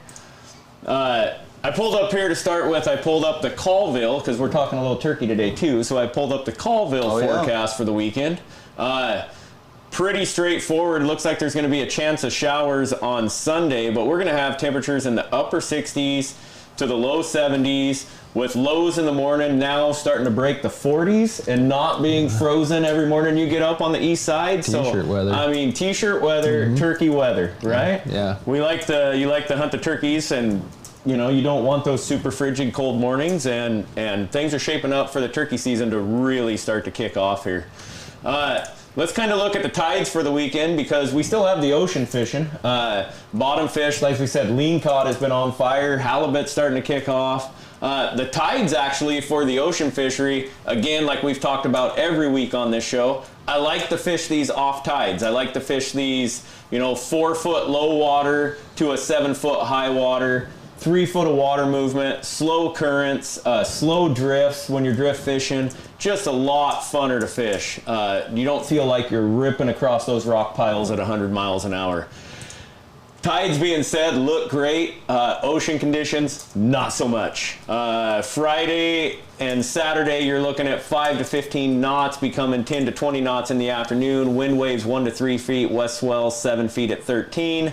Sunday, it gets even uglier. Northwest wind 20 to 30 knots, wind waves 4 to 6, northwest swell at 13 feet. So though the tides may be beautiful, the ocean is gnarly. But let's look at kind of the forecast here, going over at least the next 4 or 5 days for the entire region. You can see here, scrolling down, everything here on the left side, the entire region in column 1 here is dry. Yeah. All the way into, Thursday of next week, we see that slight chance of showers kind of on the east side, southeast Washington, but super dry, super mild temperatures. The second one here is maximum temperatures, 60 to 70s everywhere. Minimum temperatures here, maybe seeing some 30s, towards the weekend. Overnight. The freezing level, off the charts. It's going to be getting up at the 10,000 foot mark again. So, well, you know what that means. Our lakes and reservoirs are going to start warming up. Yeah. And you kokanee fishermen, if you haven't been finding them yet, you'll start finding that thermocline developing, and we'll get into that 53, 54 degree temperature range. Right. And those kokanee should start snapping if you haven't found any that already are. Right. Yeah. Right.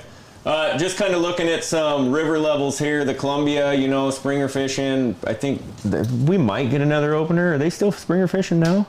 Are they getting one this weekend? Willamotte's still open. Okay. And Columbia is going to clear up eventually. Right. The Columbia level's starting to come down coming into the weekend. Yeah. You can see it. I don't know what turbidity is and if it's cleared up at all, but the levels have started to decrease a little bit, which is good. And then I just wanted to pull up kind of this is the Wainuchi near Montesano, but you can see the river level here. Steady drop. Yeah. It's on a big. Well, as we move towards that June opener, first Saturday in June, summer steelhead. Yeah. Right. On seasons where we go in with some rain and have that starting out above 500, it's usually conducive to finding some early fish. Right. Yeah. If we start out a season where we're already down to 300 CFS, it can be a bit of a tough opener. So we'll keep eyes on that as we get close to that steelhead opener for sure. So let's kind of get to what we've been wanting to talk about. Let's tease them the with a weather's little all fun and nice, but there's not nothing major going on. So I did this. We talked about this before. when you look at the Columbia River, let's say you're driving here along the Astoria Bridge and you look out across this big immense space of water and all you see is water. And if you're kind of a beginning sturgeon fisherman and you want to get involved in this fishery, what I tend to see people do is they want to really congregate towards those deeper water areas. And fishing sturgeon in deep water, say 70, 80, 90 feet deep, it can be effective. I mean, don't get me wrong, you can catch fish there. But let's think about the reason that the sturgeon are coming down to the estuary. You know, if the sturgeon wanted to be in really deep water, they could stay up here in the upper river and be in that super deep cold water and not have to come down to the estuary. But the reason they're coming to the estuary is for bait. Yep. Okay, you got anchovy schools coming in. You got, I mean, I'm sure shrimp beds, everything else out in here. And those fish are coming down to meet those anchovies and those other saltwater fish that are moving into the estuary, and even salmon smolt leaving, coming down into the estuary, and they're going from an ocean water to a fresh river water, and a lot of those fish are going to die. And for the salmon smolt coming down, they're going from fresh water and having to transition into a brackish water, salt water, and a lot of those fish are going to die. And if you look over here, and the map here kind of from, so this right here is Rice Island.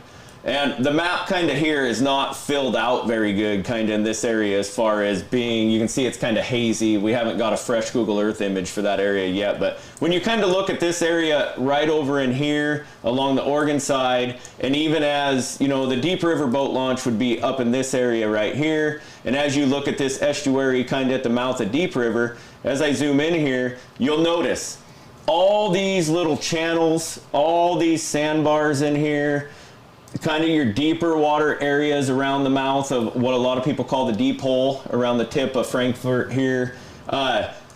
These areas are where the fish are going to hold. A lot of fish will pile in and lay in the deep hole here, like off of Frankfurt. And yeah, the fish are there, but a lot of times they don't feed really well there. What those fish are wanting to do is they want to push up into this estuary area up here. And the way we target these fish, we come out in the mornings and we're normally fishing like a mid-morning low water. So we'll come out in the morning and we'll start on top the flats. So we'll be up on these sandbars fishing 3 or 4 feet of water up on some of these different sandbars, all up and down the entire estuary. So I mean, I'm not really giving away anything here because I mean, we fish all over the place. Lots to choose from. But we start up on top, maybe 3, 4, 5, 6, 7 feet of water. As that tide is dropping, I'll actually, on a couple of my favorite sandbars, I'll actually, as I start to see 2 foot on the depth finder, I'll slide towards the channel a little bit and I'll stop at 5 feet and I'll fish that 5 foot mark down to 2. And then as that drops to 2, I'll slide over 50 yards and fish that 5 foot. So I'm basically following these fish that are feeding up on these flats. I'm following them into the channel. As I get down towards the channel, as you can kind of see here on this side of this little sandbar right here, as they start to get down towards the channel, a lot of these channels on the edges of them where they meet the sandbar will have little ledges. As you drop off of that sandbar and you start to see that ledge, really concentrate on those ledges on the edge of the sandbars and really stick to those as long as you can until the tide pulls you off of them. Once the tide pulls you off of them, then you'll want to drop into those slots and fish those slots. Those things come up in that shallow water to feed. Yeah. If you really watch, what you want to do, and I see people say, well, we saw a lot of fish jumping over on the edge of the sandbar. Normally, you're not seeing the fish jump. What you're seeing is you look over, you'll see their tails come out of the water a little bit. They're actually feeding. They'll actually tip up a little bit when they feed. As they feed, they'll tip up a little bit, and we call it tailing. You'll see their tails come up out of the water, and that's because they're working that edge and they're feeding. We've done it dozens of times. You'll see a tailing fish, reel in a pole, get it out in front of him, set it in the rod holder, boom, you got it. I mean, we've done that multiple times. So really look for tailing fish in that shallow water. And as I said, as they really try to hold to that shelf, don't be afraid to say anchor in 3 or 4 feet of water and be casting into less than 2 feet of water.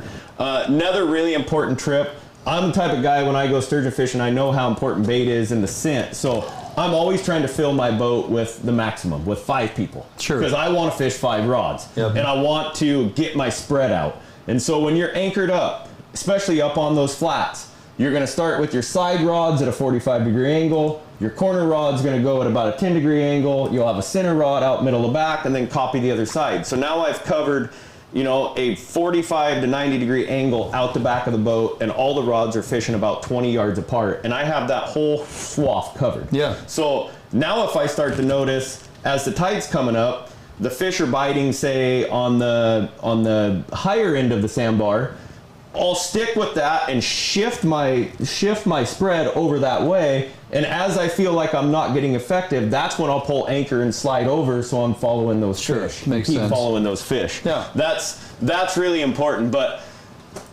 the estuary down in the Astoria area can be really tricky. You can run aground a lot. Absolutely. We see it all the time. Yep. So it's important that a big trick to this is, I do it all the time, and this is one of my tricks, and now I'm going to really get yelled at with my wife, but on your phone, as you're sitting in these little channels, pull up Google Earth. Pull up this exact image right here.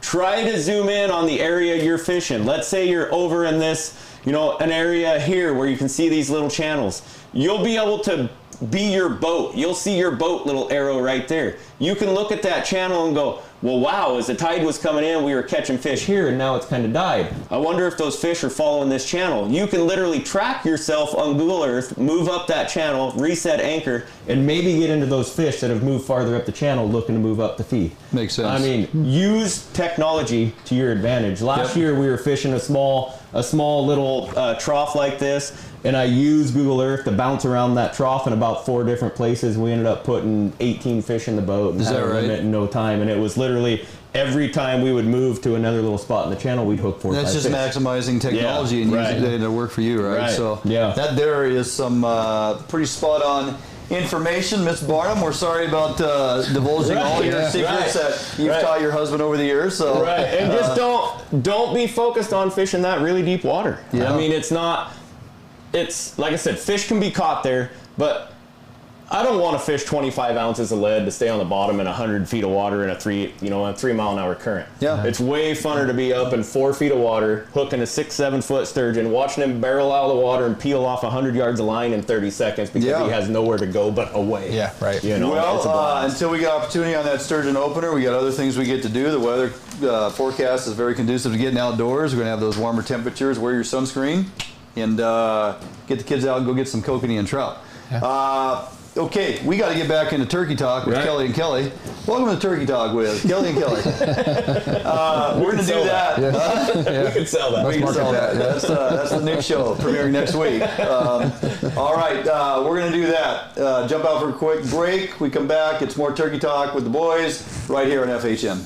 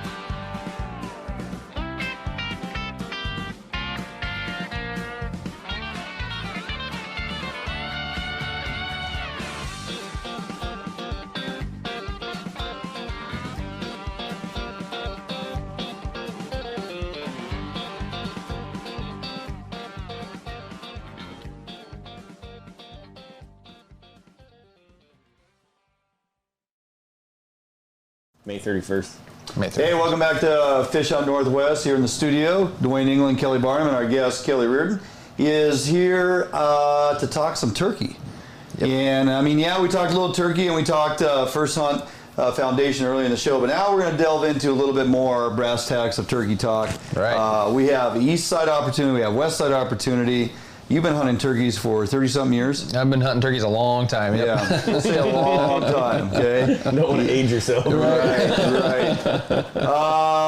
Let's talk a little bit about what people can anticipate as far as, they want to take up turkey hunting. What's our opportunity on the east side versus west side? How many tags can they have for east side, west side? Right. And then we'll start talking about general public land areas that they should think about hunting and what they can expect when they get over there. As far as demographic or type of layout of land and things like that. Sure. Well, in Washington for the spring season, you're allowed 2 turkeys on the east side of the state and 1 on the west side. Right. Washington's unique where we have all 3 subspecies. We have the Rios, the Merriams, and the Easterns. On the west side of the state, we have the Eastern subspecies. I have hunted them before. I kind of stopped hunting them because I didn't think their numbers were strong enough. Sure. But on the east side of the state, that's a whole different story. There's areas and towns you can roll into that people are begging you to shoot them all. Yeah. Right. And there's other areas that are just kind of, good and low. Carrying capacity I don't think is over by any means in places, but there is some residential issues that we've seen. Yeah. Right. So, but this year it's been a kind of a unique year. We had that really rough winter. They got a lot of snow. I hunt south of Spokane. Okay. And at one point, the town that I hunt in was closed to everybody. There was no traffic going in and out of this town. And within a month and a half of that, here I am, it's springtime, we're turkey hunting, and the turkeys don't know what the heck's going on. Oh. They're like, is it winter? Is it spring? Wait, it's 68 degrees. Oh yeah, I better start gobbling. What was the evening lows when you were over there? I don't think that we were hard freezing, but we may have touched freezing. Okay. Yeah. But the daytime temperatures are conducive to those birds getting active, right? Yeah. We ran into a couple overcast days that didn't quite get up to, maybe even 60. And we stayed out of the rain for the most part. I actually camped on the hill with my friend Gary. We just put our pack tents in and hiked up the hill and popped them up and stayed out there. Oh, nice. But we also, talking earlier about the First Hunt Foundation and the new hunters, we had another new hunter down there where we were hunting south of Spokane. Right. My coworker Tom brought his daughter Abby along. She's actually been a turkey hunter with her dad for a long time, but she's never been on the gun. Oh. So this was her chance. I think she's 17. Tom might correct me on that, so keep watching your feed there. Okay. But, we left Springdale area and headed on down south in the Micah Peak Game Management Unit area. And I set them up on one place, we all have it, the honey hole. And beforehand I'm telling them, this is drop dead, no big deal. I hike them in there night 1 and they don't even hear a hen. Wow. And Tom was asking me, do I need to be cutting? Do I need to be yelping? Do I need to be gobbling? And I just said, man, pop these 2 decoys up, these birds will come running in, it'll be a done deal. Right. Not so much the case. Right. What we found, actually, the birds have broken up from their big flocks. But they weren't quite acting in the rut like we would call it. They were gobbling on the roost. They were gobbling right when they flew down. We were calling birds in to about 80 yards. Okay. And then they were turning and bailing out of there. Huh. We actually had one bird between my friend Mitch, my friend Gary. I didn't get a shot at it, but they took a few shots at this bird, called him lucky because he just wouldn't commit. They were taking some cracks at him, hoping to. What do you think's causing that? Because is it hunting pressure, or are you guys hunting where there's not a lot of pressure? It absolutely has to do with the weather, and I think predation as well had a big part of it. With that hard winter, the predators are even hungrier. They're out searching hard, right? And if the turkey's got to go down and be digging through 3 feet of snow, they're pretty easy prey, right? Even when you're calling in jakes and they come in a big pack, we only had 1 pack of jakes come in. Right.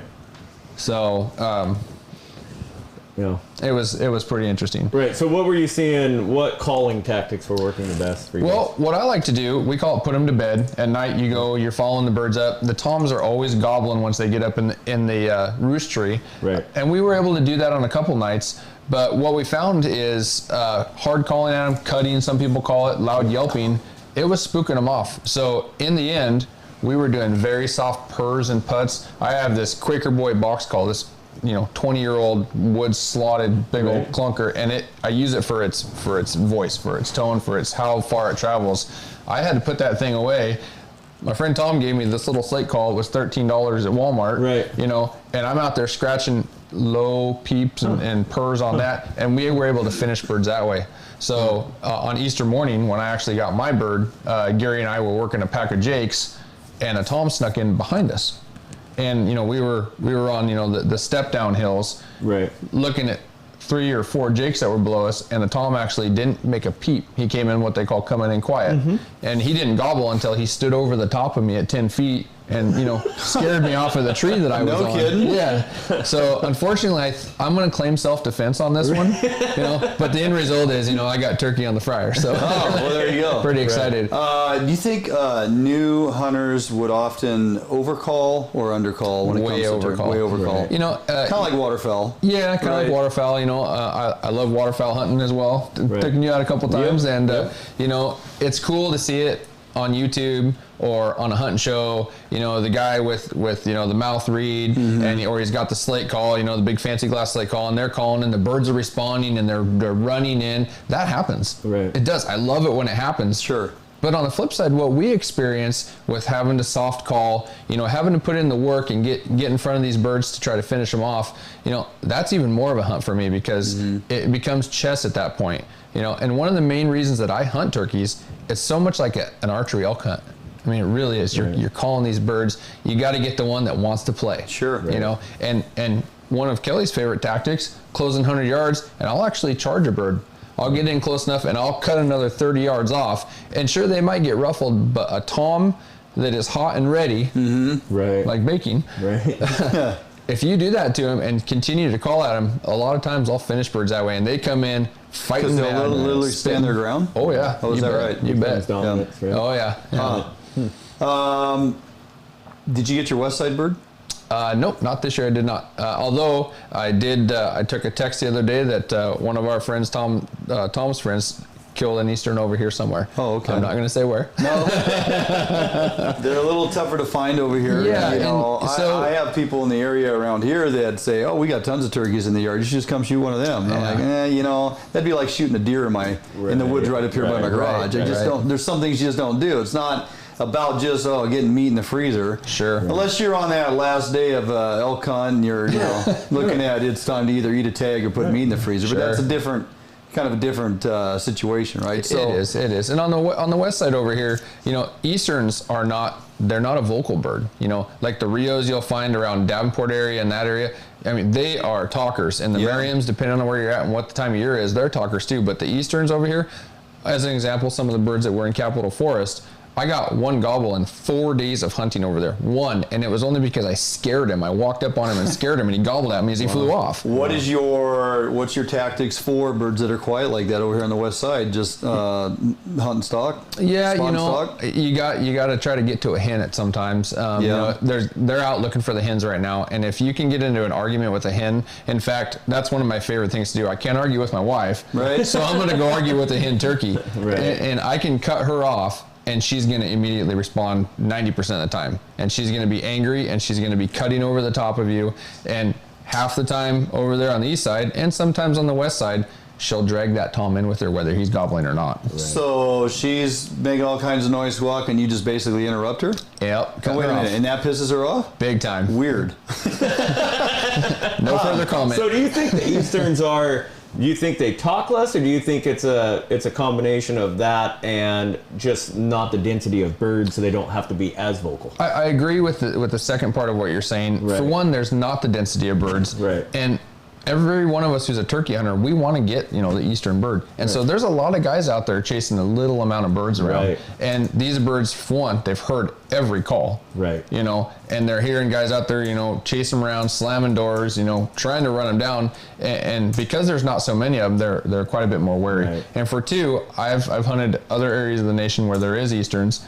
They're just not as talkative. Okay. Yeah. They're bigger. They're prettier, in my opinion. I just wondered that. So I know, like, with calling elk, like, if you get into an area where, say, it's like say, real elky, and you have multiple bulls work in the same area, they're going to talk. Right. Like they have to because Sure. of the competition level. But if you're working a small group and there's maybe only one bull that has that group pinned down, he might not be real vocal just because of the fact that I got my cows. I know there's not really any more cows around here, and I don't want to talk and tell people that I have my cows. Well, and that's very true. And in the turkey world, they're gonna yell at you, right? But they're not gonna move. And we experienced that both on our mentor hunt program and down south, where the mature toms, were willing to gobble at us from time to time, right? But not willing to leave their hens or single hen for that matter. Okay. You know, and it really, when it comes down to rough and tough birds like that, you got to go looking for them. You got to find multiple toms. You know, if you come across some hens, you know, stop, set up on them, call them.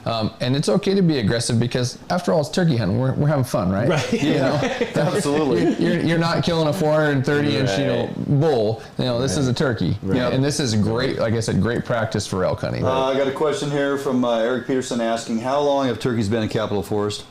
Boy, long time. A long time, yeah. Back in the 80s and 90s when the turkey program was really up and going, I couldn't tell you an exact date. Sure. In fact, you could contact the Department of Fish and Wildlife. Yeah, those were hatchery birds released over here in various areas on the west side. Yeah, they released some down in the Pacific County area, and that's why there's still remnants of birds now. There is those releases. And believe it or not, we've seen, you know, in the state, the backyard bios that you see planting fish, weird fish in weird lakes. They did that with turkeys too. In fact, I saw a white turkey out in the wild a while back, and I didn't know really how to take that. Well, I can be one to tell you that, obviously. I know places where domestic turkeys get away. Yeah, right. You know? Sure. Oh yeah, they get away. I mean, I think the coyotes get to most of them fairly fast. Pretty much. Yeah, right. Why did they stop a lot of those programs? You know, I really don't know why they stopped the programs. You know, if you look at the success rate on the east side of the state, where the Merriams have exploded so much. Yeah. And I mean, to the point of being a nuisance. Well, yeah, right. Yeah. And you know, the areas where the Rios and the Merriams have intermixed. I mean, I have been set up on birds, multiple toms coming in, and you're like, oh, there's a Rio, oh, there's a Merriam. What's that one? Right. You know, I mean, they've done very well. Sure. On the west side of the state, for whatever the reason is, they haven't taken off as well. There's some strongholds out there, you know, we've talked about that. But, you know, I've kind of backed off on hunting the Easterns just for that reason. I'd like to see the population grow. And if somebody wants to target one, if you put in the time and effort, do a little internet scouting, you can go find them. I mean, they're out there. Sure. Right. Yeah, I talked about that with my neighbor the other day, and he was kind of talking about it in comparison to, they do all these pheasant releases and everything else. And it's like he said, you don't see wild pheasants running around everywhere. He's like, the predators on the west side do a really good job of eliminating. We got a lot of coyotes around here. Yeah, absolutely. Yeah. So well, awesome, Kelly. Really good information. I know we got a host of turkey hunters that are watching, tuning in, asking questions, and paying attention. And you know, it's that whole you live on the west side, but you want to go hunt east side, or not many guys in the east side want to come hunt the west side. I mean, I get that, right? Well, no, actually, I beg to differ. You think so? I talk to guys around Spokane every year. They're willing to let me go hunt their land if I show them where an eastern is. Oh, well, they want to come get an eastern. Slam. Sure. Right. And you know, you'd asked earlier about some of the public land, private land stuff. You know, there is a lot of public land available on the east side of the state. I mean, really up and down north and south of Spokane, there's a bunch of it available. Yeah. You know, I do that, a combination of public land hunting, which we did some of that on our first Hunt Foundation hunt. Sure. And you know, go ask landowners, just don't do it during hunting season. Right. Please stop doing that. Yeah, you need to don't show up in camo. Yeah, you need to build that relationship months in advance. Right. Absolutely. But I mean, there's all those apps out there now with Onyx and everything. I mean, there's plenty of public land, you know, on the east, north of Spokane, south of Spokane, where you can find plenty of places to hunt. There is. Yeah, which is a good point. If you're not using Onyx on your phone, and you're a hunter, you're way behind the curve here. No matter what type of hunting you're doing, if you don't have the Onyx app, go check that out. Download it into your phone. You're going to be extremely happy that you did, because I've never looked back since I put it in there. It's an invaluable tool for east side hunting. Absolutely. Because a lot of those areas, you know, there's not fence lines, there's not property lines like there are on the west side, because you have larger expanses of land, and you don't know where you're at, and that thing is just invaluable. Well, even around here, in all parts of western Washington, hunting blacktail, because you might get a 20-acre parcel from a farmer that allows you to, be on their 20 acres, but you got to know where those fence lines are. Right. Yeah. Talking from experience, you got to know where those property lines are, and you have opportunity, but you got to make sure you follow. And there again, technology, much like your sturgeon fisher using technology, you can be sitting there in your blind or walking a piece of property, truly honing in exactly where you should and shouldn't be. Right. And one thing we have run into also with talking about onyx, a landowner does not have to post their property. It's a really big misconception out there. And, I just want folks to know it doesn't have to be posted for you to get nailed. Right. Absolutely. So I talked to a game warden about that, and he told me it's a woulda, shoulda, coulda. Yep, right. He's, you should have known where you were, you could have known where you were, and you would have. You would have. Or that you wish you would have. Well, I wish you would have. Yeah. Here's your ticket. There's no excuse for not knowing where you're at. No, not with today's technology. Right. So, awesome. Okay, we're done talking turkey, and we're gonna go eat that turkey when we get done with the show. But before we get to that, we are going to jump out for our last commercial break. We come back, we're gonna close out the show, answer a few questions, and get out of here for this week on FHN. So we'll be right back. Don't go anywhere. Stick around.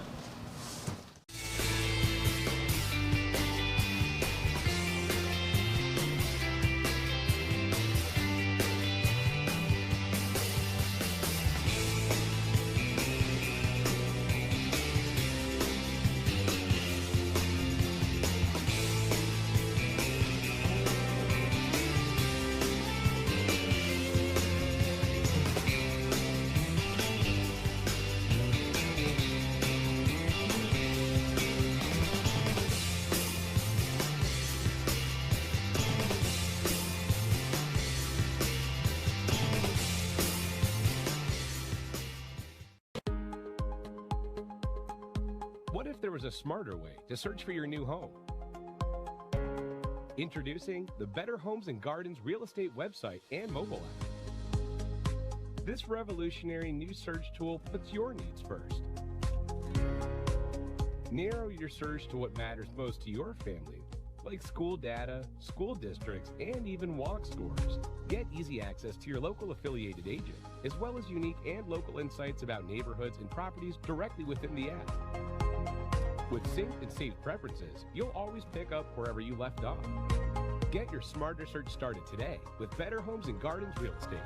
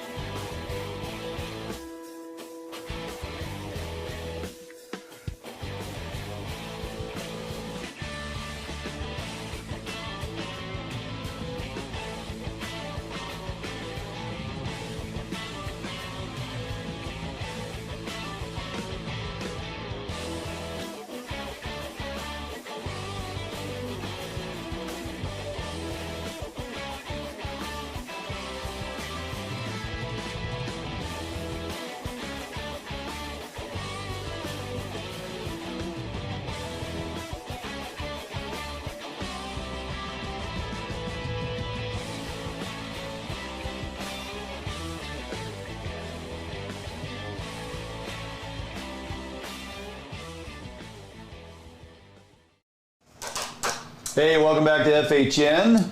As we kind of finalize here, closing down the show. Hey, Kelly, there's a statement on here from Doug Page. I think our cold, wet springs are hard. on ground nesting birds. There's a lot of truth to that, right? There is. The wetter the spring, the rougher time that the turkeys have, the survival rate, you're not going to see a second nesting. A lot of times turkeys will actually put two batches of eggs out in the spring. Right. If it's wet, that will actually hold up that process. Oh, okay. Yeah. I know for certain 2015, 2016, but more so 2015, we first moved here, and we had all that unstable ocean conditions and change in weather, and I believe it was a severe El Nino. We had a lot of water. I mean, before I redid driveway and stuff out here in front of the house, we had standing water like, I mean, unbelievable. And I just remember how wet that spring was. And the following year, 2016, I don't know if you recall or not, but in talking with guys and going out after turkeys, it seemed like numbers were down substantially. Yeah, they were. Because they didn't brood out. There wasn't a lot of survivability in the hatch out because of how wet and cold that spring was initially when those birds were to be nested. So yeah, and I was kind of watching that this year as well over there. I was kind of expecting with the snow melt that we had, and there's a lot of water down on the ground over there, don't get me wrong, but while I was there, it didn't really rain that much, and watching the weather over there, it's not looking like it's going to be one of those kind of springs, so I'm expecting good things. And we had that late snow in February, which just hammered everybody. And then, but relatively in a lot of areas, it melted off pretty quick. Yeah, it did. Which then, then go into when we started getting the rains and just keeping everything obviously too wet. So I think you're right about that.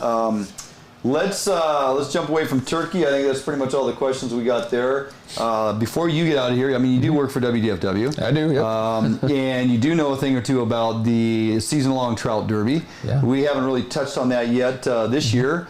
Mentioned it a few times, but you're the man in the know, so spill the beans on the derby, remind folks why they need to go out and pursue these trout, because there's some good bounty to be had, right? There is fantastic bounty to be had. We stock, over 100 lakes. We have almost $40,000 in prizes out there this year. That's crazy. I mean, there's $1,000 tag trout all in the donation state. and sponsored stuff, right? Right directly from our license dealer group.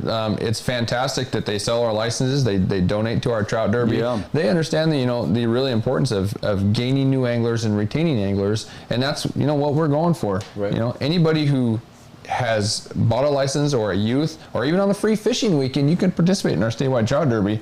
And all you do is grab a map from our website. You can look at it. We tell you exactly where they're planted. Yep. Go out there, catch a tag trout. This year the tags are blue. And on that note, if you catch one from last year, it's not going to be honored. We ended on October 31st. So should be double the price. Should be a vault with all the extra stuff that nobody's claimed, right? Just keep piling it in there. Right. Well, we'll put Barnum's number on the call sheet there. There you go. Perfect. He'll donate to it. He's got nothing but time. He's got nothing going on. So a couple of questions that we've received about it. Other than where they're at, what kind of fish are we tagging? It's not just the regular planter side. We've seen it up on the jumbo size as well. Yep. So we try to cover an arrangement of fish. That way everybody kind of has a crack at it. So what's the process if I catch a fish with a tag? Good question. If you catch a fish, on the tag, we've printed our phone number. Right. It's our customer service phone number. Right. You call in direct there. The customer service agent that answers the phone, you give them your tag number. We look it up on the spreadsheet on who donated that. We send you to that business. We want these anglers going into the business to spend that gift card or receive their prize there, and maybe spend a little bit more money at that business. The tags in the fish planted in a certain lake correlate with the business in that geographical area. Not necessarily. Okay. There's some businesses in the state that they don't mind mailing the product out or the prize out, things like that, and it's good that they can maybe reach a new audience with this promotion, but a lot of it is local. Down this way, Dentist Company is really, really popular, and they're one of our big sponsors. But really, mom and pops all the way up to the big box stars all participate in this. I'm calling that phone number. Is that business hours, WDFW, Monday through Friday? No, we have 24-hour customer service, so there you go. You guys are like rental cars. Well, because I'm sitting here going, okay, I decide to trek to the east side of the state and go after some bigger rainbows, and I get a real nice, rainbow. It's got a tag in it. It's a Saturday afternoon. Yeah. I'm thinking, well, shoot, everybody's closed up. Right. I'm going to have to go back home to the west side, and I'll call on Monday when they're open. they're like, oh, you should have called us when you were here Saturday. Well, and quite honestly, you know, a lot of our businesses, they may work with you on maybe shipping that gift card over or something. But if you do that, go over to the west side. Let's say you go to I-84 Ponds or something like that. Yeah. You should probably, right when you catch that fish, give us a call. Try to make a phone call. Yeah, try to make it happen. Yeah. Sounds like a good idea. Well, this is the third or fourth year? Fourth year of the season-long Trout Derby. It started on opening day. It goes through till October 31st. That's when it closes. You guys also plant those fish in season lakes that are open season round or not? Yep, year round as well as for the lowland opener. Yeah, so year round. So like if I go catch a tagged fish in American Lake, I can turn that in. If it's after October 31st, we're done. Contest ends when the lowland lake opener closes. Correct, right? So okay. Just clarifying, trying to answer all the questions that I know you guys are going, well, what about this and what about that? So do you think of anything else? Not on that issue. So now it's an issue. It's a good issue. You're a piece of work, Barnum. I know. Okay. Kelly, can't thank you enough for coming in. Turkey Talk is always good. We're winding down. Got a couple weeks left to go bag a bird. You do, Barnum? It goes till the end of the month. I checked, so we're going to be good, Duane. We got time. You two Coach can take his team to state, and we still got time to get over Newport I got a couple more baseball games to win, and then we'll get out there. Well, but the good part, Duane, is I think that as the season gets on, it's actually going to get a little better. Yep. I'm always kind of more favorable in the warmer weather's conducive to bird activity. Bring your tick spray. Oh, that's what I'm hearing. Yeah. Real good. Well, again, can't thank you enough. Got some questions here. Killian, we're good. With that, all right. Don't be a stranger. I'm sure we'll be in touch with you and Tom Royal with plenty of things coming up. Oh yeah. We got lots to talk about, lots to do. That's going to do it for us here this week on FHN. Thanks for joining us. And make sure you tune in each and every week Thursday night. And when you are not able to tune in on Thursdays, go ahead and check it out on Facebook or YouTube, because once it's there, recorded live, it lives there for duration. So go ahead and click on those and watch them. We have a bunch of other videos we've been posting up, lots of how-tos. If you missed shows previous weeks, again, the how-to segments, the cooking segments, they're all there. And be interactive with us during the week on Facebook and Instagram. Barnum and I spend a lot of time researching, digging up content. Things are going to be popping up in the next couple of days, I assure you, that we're waiting to hear about. And we're going to put that up. It's going to have a full-on crap storm that's going to hit the west side, I guarantee it. But we will get to that when we get to it, and we will keep you informed as we do each and every week. Have a great week. See you next week here Thursday night, 6 p.m.